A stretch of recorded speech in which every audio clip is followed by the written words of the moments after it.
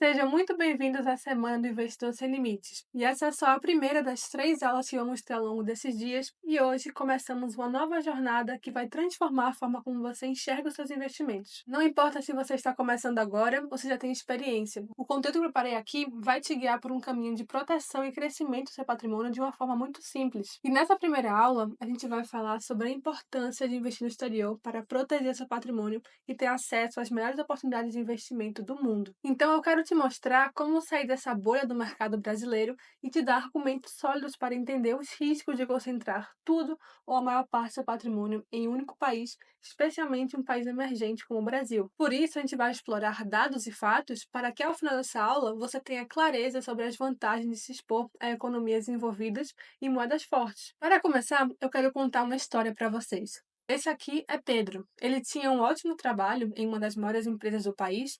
Para ele, o dinheiro e o tempo eram sinônimos de liberdade, e por isso, todo mês ele conseguia investir 30% de sua renda. E para alcançar a liberdade financeira, Pedro investiu durante 20 anos, todos os meses e com muita disciplina e sempre seguindo a sua estratégia. E ainda por cima, ele tinha uma carteira diversificada, investia em ações, FIIs, renda fixa, previdência e títulos públicos. Então, depois de todas essas informações, você provavelmente deve estar pensando que o Pedro conseguia ter uma aposentadoria muito tranquila e com qualidade, já que ele teve a mentalidade correta, foi disciplinado, investiu em teoria em diferentes ativos.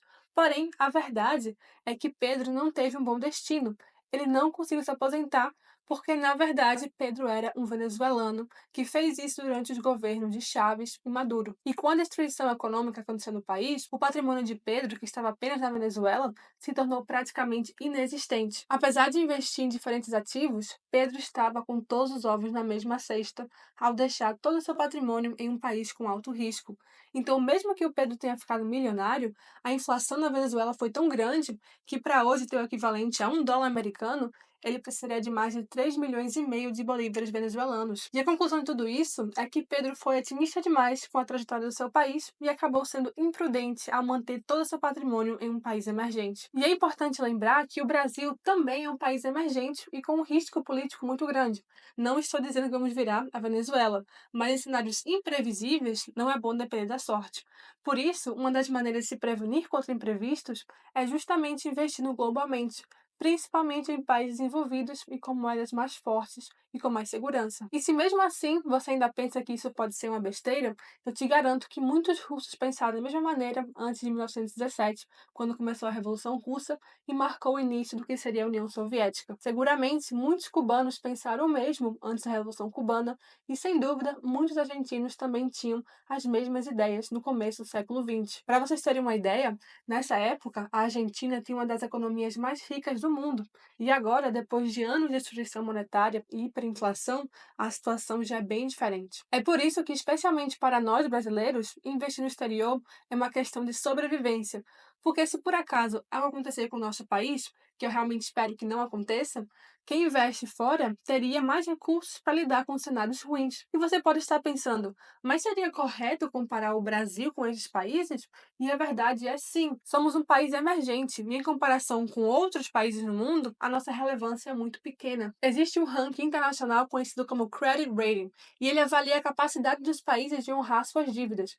E esse ranking é muito importante para nós investidores, porque indica o nível de risco associado ao empréstimo de dinheiro a esses países. E como vocês podem ver, a partir da classificação BB+, a dívida já é considerada especulativa, ou seja, de má qualidade e com risco maior de inadimplência. E atualmente o Brasil está classificado como BB, o que significa que na visão global somos percebidos como um país de alto risco.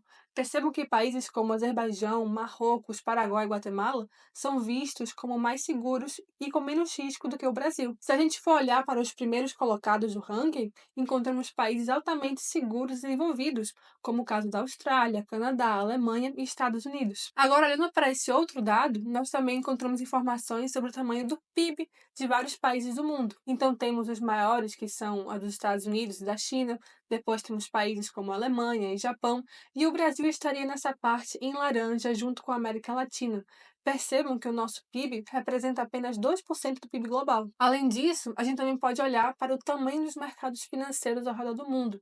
E a soma de todas as maiores bolsas do planeta chega a 110,2 trilhões de dólares. E o tamanho da B3, que é a bolsa brasileira, representa apenas 0,8% de tudo isso. Ou seja, a nossa relevância no mundo é tão pequena que não chega nem a 1%. A Apple sozinha, por exemplo, já vale mais do que todas as empresas listadas na Bolsa Brasileira juntas. Hoje, na B3, nós temos um pouco mais de 400 empresas listadas na Bolsa. Por outro lado, as bolsas americanas têm mais de 5 mil ativos. Se você parar para pensar, as maiores empresas do mundo são americanas. E o mais importante é que o mercado americano está sempre evoluindo. Se a gente pegar as 5 maiores empresas dos Estados Unidos nos últimos 15 anos, a maioria são totalmente diferentes do que temos hoje. Nesse momento, as empresas de maior destaque são a Apple, Nvidia, Alphabet, que é o Google, empresas que trabalham com setores promissores para o futuro. Enquanto no Brasil, as maiores empresas nos últimos 15 anos continuam sendo as mesmas de hoje. Não mudamos quase nada, continuamos sendo uma economia exportadora de commodities e com empresas estatais. Então, essa adaptabilidade da economia americana é uma grande vantagem para o futuro. E nós, brasileiros, estamos cada vez mais deixando de ser consumidores locais para ser consumidores globais. Pare por um segundo e olhe ao seu redor. Quantas coisas você possui que são de marcas estrangeiras? O seu celular, as redes sociais que você usa, a sua televisão, o seu carro, a maioria são de marcas internacionais. E o mais importante é que isso também mostra como o dólar está presente na sua vida. A maior parte das commodities que consumimos no Brasil tem o seu preço definido em dólar no mercado internacional. Então, o trigo, o milho, o arroz, as carnes, a gasolina, até mesmo o café que você consome é afetado pelo dólar. Então, se esses preços começam a subir porque o real se desvalorizou em relação ao dólar, o pão que você compra na padaria vai estar mais caro. E se vários preços sobem, a consequência é que teríamos uma inflação mais alta no Brasil. Então, já que muitas das suas despesas estão indiretamente atreladas ao dólar e você só tem patrimônio em reais, durante esse processo você acaba ficando mais pobre. Como vocês podem ver no gráfico, ao longo do tempo, a nossa moeda se desvaloriza cada vez mais em relação ao dólar. E a tendência é que isso continue assim. Então fica o questionamento: com a nossa relevância tão pequena no cenário global, com vários países crescendo mais do que o Brasil, o que pode fazer com que no futuro a nossa relevância seja ainda menor, será que as melhores e maiores oportunidades para a sua carteira estão apenas no Brasil? Ou será que não é importante investir no exterior? E no final, o que eu quero que vocês percebam é que deixar tudo ou a maior parte dos seus investimentos de longo prazo apenas no Brasil é muito arriscado. E na maioria das vezes esse risco não é recompensado. Você pode até ganhar dinheiro na bolsa, mas será que essa rentabilidade é o suficiente para manter seu poder de compra não só no Brasil, mas internacionalmente, vencendo nossa inflação e da desvalorização da nossa moeda? Será que vale a pena deixar o seu dinheiro em um país emergente com pouca segurança jurídica? Será que esse é um risco que você está disposto a correr? E aqui chegamos em outro ponto muito importante: a segurança econômica e jurídica. E assim como Pedro, muitas vezes o que acabamos fazendo é subestimar ou ser muito otimistas com a nossa situação. Recentemente tivemos um caso que afetou o país inteiro com a proibição de acessar o X, antigo Twitter, no Brasil. E isso é um sinal de alerta muito grande para nós sobre a segurança jurídica e liberdade de expressão. E para entender como essa estabilidade não é de hoje, é importante conhecer um pouco da nossa história. O Brasil, antes do Plano Real, passou por uma fase muito conturbada. Tivemos 9 moedas diferentes, 7 planos econômicos, períodos de inflação muito alta, inclusive hiperinflação. Tivemos congelamento de preços na época de Collor, confisco, e sem contar com os inúmeros casos mundialmente conhecidos de corrupção no Brasil.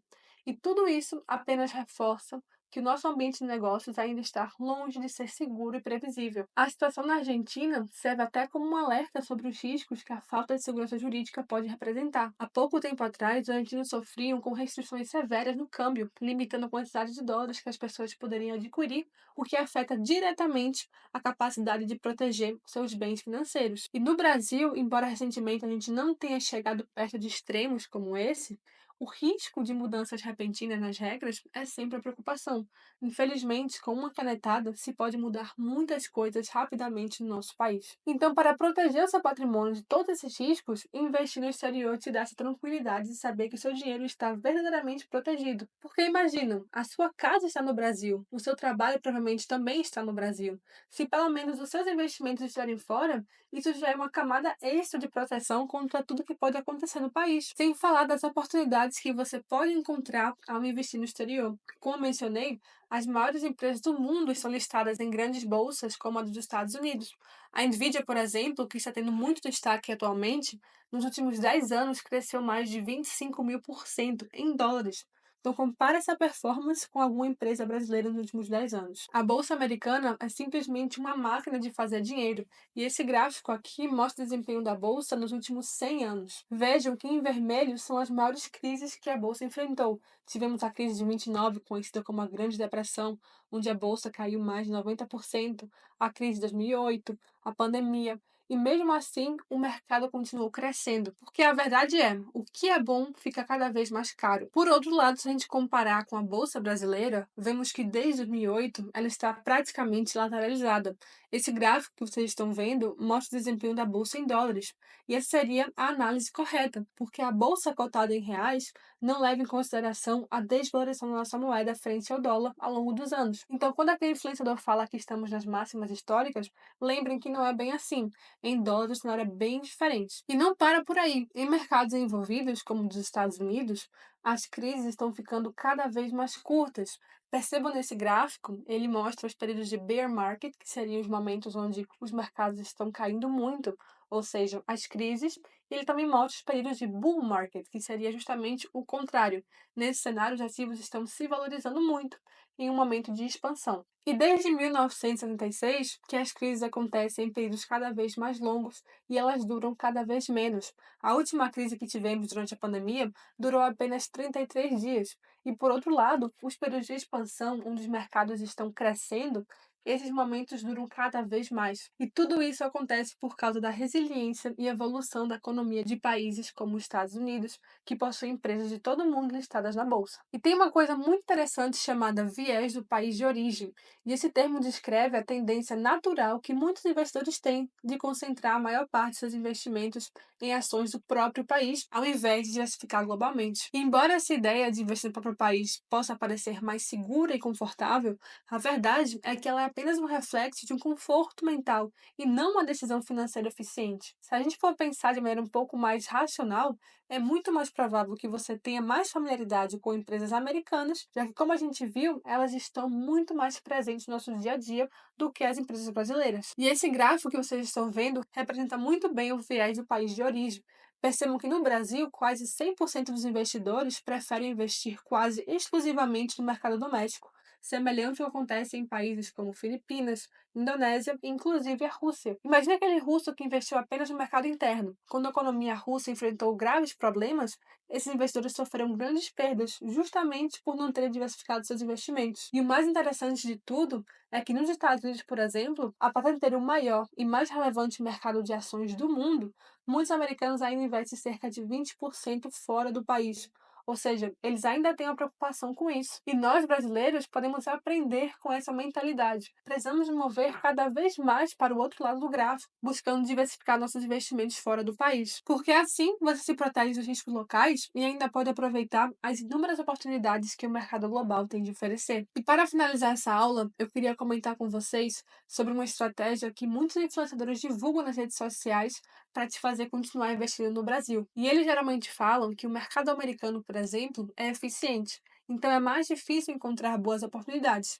Por outro lado, no Brasil, que em teoria seria um mercado ineficiente, é mais fácil encontrar ativos que estão mal precificados. E dentro do curso, eu tenho uma aula dedicada apenas para esse tema, onde abordamos isso em detalhes. Mas só para explicar um pouco para vocês, um mercado ineficiente é aquele que os preços dos ativos não refletem todas as informações disponíveis de maneira precisa e rápida.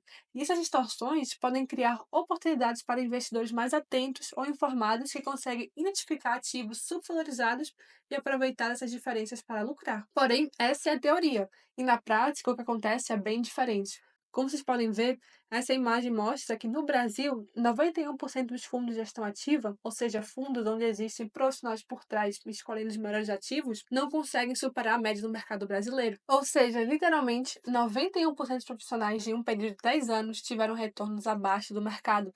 E isso que estamos falando de pessoas com mestrados em finanças, 20 anos de experiência, acesso rápido às informações, equipe de analistas, e mesmo assim eles não conseguem. O que mostra que não é tão fácil ter retorno acima da média como os influenciadores gostam de mostrar. Se uma pessoa conseguiu fazer isso, muito provavelmente o risco que ela está correndo é gigantesco. E a sua pergunta deve ser: será que vale a pena correr esse risco? Por isso, é muito importante sempre questionar os possíveis conflitos de interesse do influenciador que você acompanha. Muitos têm empresas no Brasil, serviços de consultoria, que dependem que você continue investindo no Brasil. Porque se o objetivo fosse realmente aproveitar os mercados ineficientes, por que não falar sobre investimentos em outros mercados emergentes, como o México ou a Índia, por exemplo, que também serão ineficientes? Por isso que a abordagem que eu quero passar para vocês é que nós precisamos diversificar, não apenas em um país, mas em todo o mundo e dando pesos diferentes a cada região, dependendo da relevância que eles possuem, assim como seus objetivos. E para finalizar essa aula, depois de tudo que vimos até agora, eu acredito que já temos muitos argumentos para dizer que sim,